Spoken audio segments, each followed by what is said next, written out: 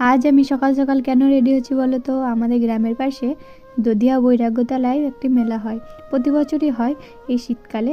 তা আমি এখন সেখানে যাব। আমি নাকের হার সব টিপ টিপ পরে ভালো করে রেডি হচ্ছিলাম, আর ভাইপোকেও রেডি করে দিয়েছি এইখানে। আর আমি এখানে সব কিছু পরে নিয়ে চুলটা এখানে আঁচড়ে নিচ্ছিলাম, এবং এখন আমি রেডি কমপ্লিট। এবার আমি এখন যাব, জানি আমি একটু পাতলা, তো এটাকে এড়িয়ে চলো। তো এরপর চললাম সবাই মিলে টোটো করে। তারপর এখানে আমি পৌঁছে গিয়েছি টোটো করে এসে। তো এখানে ভাইপোর গাড়ি নেবো বলে কাঁদছিল, তোকে একটা গাড়ি কিনে দেওয়া হলো। তারপরে এবার চললো, এদিকে অনেক কিছু দোকান বসেছে, এখানে সব বাদাম ফাদাম বিক্রি করছে। আর মেলার ভিতরে তো আরও ভিড় হবে, এখন দেখি ভিড় শুরু হয়ে গেছে। আর আচারগুলো দেখো, দেখেই খেতে মন চাইছিল।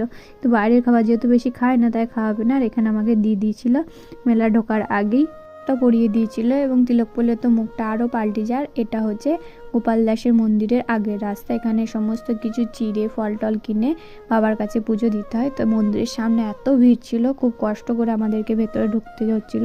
তাও আজকে মেলার প্রথম দিন, তো আজকের দিনটাকে বলা হয় অন্ন মহোৎসব। তো এখানে একটা ফটো তোলার জায়গা করেছিল, তো এত ভিড় আমি এখানে যেতে পারছিলাম না।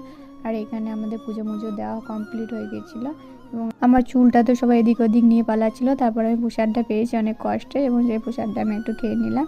এবং আমরা এখন চলে এসেছি আমাদের আগ্রায়, যেখানে এখানে মহোৎসব খাওয়ানো হবে গোপাল দাসের নামে। তো এখানে দুটো হনুমান এসেছিলো সেজে, ওদের পয়সা নিচ্ছিল। আর এখানে আমাদেরকে দিয়ে দিয়েছে প্রথমেই পায়েস, মন্দে আরও সবাই এসছে এখানে খেতে। তারপর আমরা মেলা ঘুরে চলে এলাম।